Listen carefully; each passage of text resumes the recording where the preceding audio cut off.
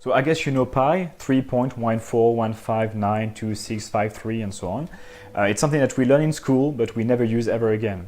But you know, even if you don't use pi, that after the comma, 3.1415 and so on, it goes on forever, it's infinite. And that's an interesting idea because you can find any combination of numbers that you want inside pi. I can find your phone number inside the pi, I can find your birthday, I can find your credit card number, which is a bit dangerous. And also I can translate pi into, for example, letters. So if 1 is A and 2 is B and 3 is C and so on, you have an infinite sequence of random letters. And inside this sequence, you have somewhere you have a word, and maybe somewhere you have a sentence, and maybe somewhere you have a full book. And if every single sequence of letter is inside pi, somewhere in pi you have your own biography. So if you were able to know pi inside out, which is impossible because it's infinite, you would know what would happen to you tomorrow, for example. And in the same way, if you translate every number of pi into a pixel, like a shade of gray, for example, 1 being very light and 9 being very dark, you can have an infinite sequence of images, like static that you have on TV when there is no programs anymore, and like a QR code basically. And you have all the images in the world inside pi, so that includes the first image that you saw when you were born, but you know that already because you saw that. But there is also the last image that you will see when you die. So if you were able to see that, you will know when and how you die. But you have to know pi inside that, but it's impossible.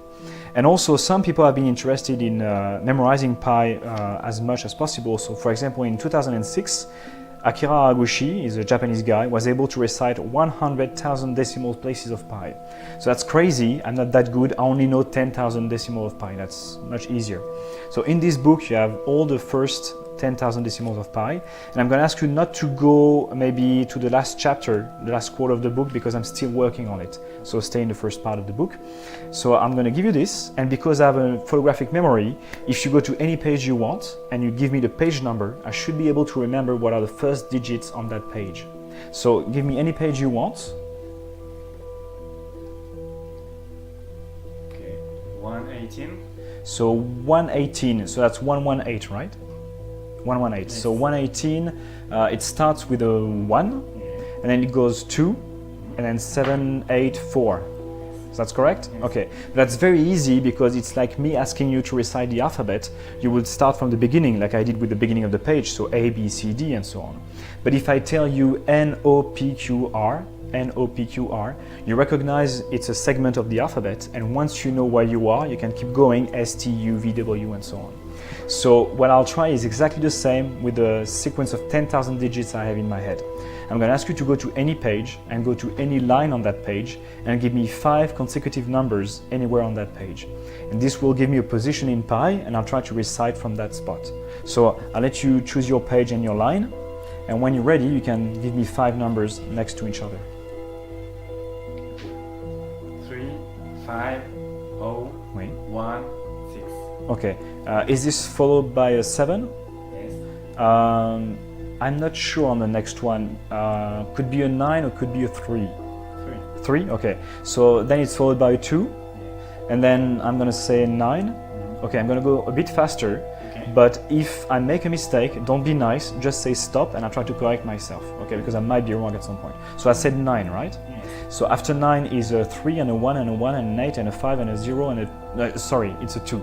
And then it's a 0 and a 2 and a 6 and a 3 and a 3 and a 4 and a 9 and a 3 and a 1 and a 1 and a 8 and a 6 and a 5 and a 0 and a 2 and a 7 and a 7 and a 1 and a 4 and a 6 and what is it, like a 1? Yeah. And then a 5 and a 3 and a 2 and a 7 and an 8 and then a 0 and a 0 and a 2 and a 4 and a 2 and an 8, no, it's a 9, sorry.